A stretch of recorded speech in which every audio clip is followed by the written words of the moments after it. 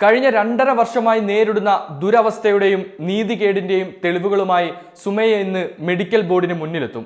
കാട്ടാക്കട കിള്ളി സ്വദേശിനിയായ സുമയുടെ ശസ്ത്രക്രിയാ പിഴവിനെ തുടർന്ന് നെഞ്ചിൽ ട്യൂബ് കുടുങ്ങിയ സംഭവത്തിലാണ് ഇന്ന് മെഡിക്കൽ ബോർഡ് യോഗം ചേരുന്നത്. കാർഡിയോളജി, ന്യൂറോളജി, അനസ്തേഷ്യ വിഭാഗത്തിൽ നിന്നുള്ള കൂടുതൽ വിദഗ്ധരെ ഉൾപ്പെടുത്തി വിപുലീകരിച്ച ബോർഡാണ് യോഗം ചേരുന്നത്. തിരുവനന്തപുരം മെഡിക്കൽ കോളേജ് പ്രിൻസിപ്പലിന്റെ ഓഫീസിൽ ഇന്ന് രാവിലെ ഹാജരാകാനാണ് സുമയോട് നിർദ്ദേശിച്ചത്. 2023 മാർച്ചിലായിരുന്നു സംഭവം. തൈറോയ്ഡ് ശസ്ത്രക്രിയയ്ക്ക് പിന്നാലെ ശസ്ത്രക്രിയയുടെ ഭാഗമായി ഉപയോഗിച്ച ഗൈഡ് വയർ ഹൃദയത്തിലേക്കുള്ള രക്തക്കുഴലിൽ കുടുങ്ങുകയായിരുന്നു. അതേ അവസ്ഥയിൽ തന്നെയാണ് ഇന്ന് സുമയ്യ നീതി തേടി ഇറങ്ങുന്നതും. ഇന്ന് മെഡിക്കൽ ബോർഡിന് മുമ്പാകെ ഹാജരായി തെളിവുകൾ ഹാജരാക്കാൻ അധികൃതർ നിർദ്ദേശിച്ചതായി സുമയ്യ പറഞ്ഞു. തുടർ നടപടികൾക്കായി സർക്കാരിൽ സമ്മർദ്ദം ചെലുത്തുമെന്ന് നേതാക്കൾ ഉറപ്പു നൽകിയതായും സുമയ്യ പറഞ്ഞു. ചികിത്സയിൽ പിഴവ് വരുത്തിയവർ സ്വന്തം തെറ്റ് മറച്ചുപിടിക്കാൻ ശ്രമിച്ചതോടെയാണ് പ്രശ്നങ്ങൾ വഷളായതെന്നും തെളിവുകളെല്ലാം മെഡിക്കൽ ബോർഡിന് മുന്നിൽ ഹാജരാക്കുമെന്നും സുമയുടെ കുടുംബം അറിയിച്ചു.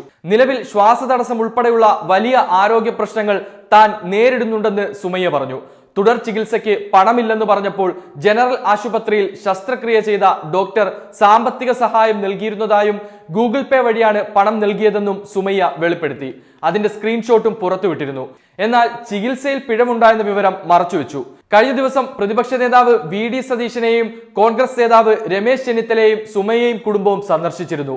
ആരോഗ്യ മേഖലയ്ക്കെതിരെ കടുത്ത വിമർശനമായിരുന്നു രമേശ് ചെന്നിത്തല ഉന്നയിച്ചത്. കമ്മീഷൻ ഇടപാടുകളൊക്കെ കൃതഹസ്തയോടെ ചെയ്യുന്ന സർക്കാർ പാവപ്പെട്ടവരുടെ ചികിത്സയുടെ കാര്യത്തിൽ സമ്പൂർണ്ണ അവഗണനയാണ് കാണിക്കുന്നതെന്നും കേരളത്തിൽ മുഴുവൻ ആശുപത്രികളിലും ഹൃദയ ശസ്ത്രക്രിയ ചൊവ്വാഴ്ച മുതൽ മുടങ്ങുകയാണെന്നും രമേശ് ചെന്നിത്തല പറഞ്ഞിരുന്നു. ആൻജിയോപ്ലാസ്റ്റിക്കുള്ള ഉപകരണങ്ങൾ നൽകുന്ന വിതരണക്കാർക്ക് 160 കോടി രൂപയാണ് നൽകാനുള്ളത്. ഇതേ തുടർന്ന് അവർ ഇന്നു മുതൽ ഉപകരണ വിതരണം നടത്തുന്നില്ല. മഞ്ചേരി മെഡിക്കൽ കോളേജിൽ അവശ്യ മരുന്നുകളും ശസ്ത്രക്രിയ ഉപകരണങ്ങളുമില്ല. ആവശ്യത്തിന് ഉപകരണങ്ങളും മരുന്നുകളും ഇല്ലെന്ന് പരാതിപ്പെട്ടതിനെ തുടർന്ന് ഡോക്ടർ ഹാരിസിനെതിരെ വേട്ട നടത്തിയ സർക്കാർ ഇപ്പോൾ 4 ഡിപ്പാർട്ട്മെന്റുകൾ സമാനമായ ആവശ്യം ഉന്നയിച്ചപ്പോൾ വെട്ടിലായിരിക്കുകയാണ്. കേരളത്തിന്റെ ആരോഗ്യ മേഖല ആകെ സ്തംഭിച്ചിരിക്കുകയാണ്. ഈ വകുപ്പിന് നാഥനുണ്ടോ എന്ന് തന്നെ സംശയമാണ്. ആരോഗ്യ മേഖല നാഥനില്ല കളരിയായി മാറിയിരിക്കുന്നു. പാവപ്പെട്ടവന്റെ ആരോഗ്യ സംരക്ഷണം ഉറപ്പാക്കുന്നതിൽ പരാജയപ്പെടുന്ന മന്ത്രിയെ നീക്കം ചെയ്യാനെങ്കിലും സർക്കാർ തയ്യാറാവണമെന്നായിരുന്നു രമേശ് ചെന്നിത്തലയുടെ വിമർശനം. അതേസമയം ആരോഗ്യ മേഖലയ്ക്കെതിരെ വിമർശനങ്ങൾ കനക്കുമ്പോഴും ചികിത്സ ലഭിക്കാതെ രോഗികൾ അനുഭവിക്കുന്ന ദുരിതങ്ങൾക്ക് യാതൊരു അവസാനവുമില്ല. ചികിത്സ ലഭിക്കാത്തതിന്റെ പേരിൽ കഴിഞ്ഞ ദിവസവും ഒരാൾ മരണപ്പെട്ടു. തിരുവനന്തപുരം മെഡിക്കൽ കോളേജിലാണ് ചികിത്സ ലഭിക്കാതെ രോഗി മരിച്ചതായി ആരോപണമുയർന്നത്. 53-കാരനായ കണ്ണൂർ സ്വദേശി ശ്രീഹരിയാണ് മരിച്ചത്. കുഴഞ്ഞു വീണതിനെ തുടർന്നാണ് ശ്രീഹരിയെ ആശുപത്രിയിൽ എത്തിച്ചത്.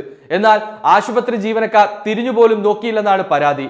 ചികിത്സ ലഭിക്കാതെ രോഗി തറയിൽ കിടക്കുകയായിരുന്നുവെന്നും സഹപ്രവർത്തകർ ആരോപിച്ചു.